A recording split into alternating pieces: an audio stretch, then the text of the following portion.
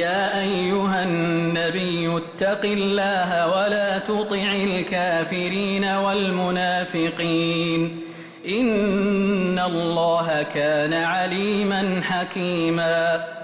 واتبع ما يوحى إليك من ربك إن الله كان بما تعملون خبيرا وتوكل على الله وكفى بالله وكيلا ما جعل الله لرجل من قلبين في جوفه وما جعل أزواجكم اللائي تظاهرون منهن أمهاتكم وما جعل أدعياءكم أبناءكم ذلكم قولكم بأفواهكم والله يقول الحق وهو يهدي السبيل ادعوهم لآبائهم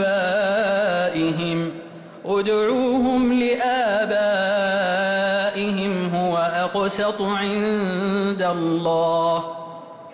فإن لم تعلموا آباءهم فإخوانكم في الدين ومواليكم وليس عليكم جناح فيما أخطأتم به ولكن ما تعمدت قلوبكم وكان الله غفورا رحيما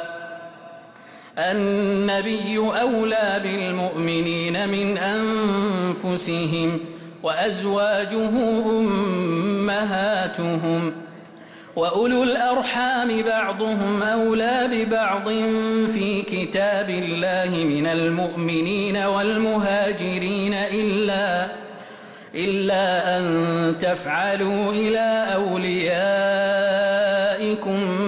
معروفا كان ذلك في الكتاب مسطورا وإذ أخذنا من النبيين ميثاقهم ومنك ومن نوح وإبراهيم وموسى وعيسى بن مريم وأخذنا منهم ميثاقا غليظا ليسأل الصادقين عن صدقهم وأعد للكافرين عذابا أليما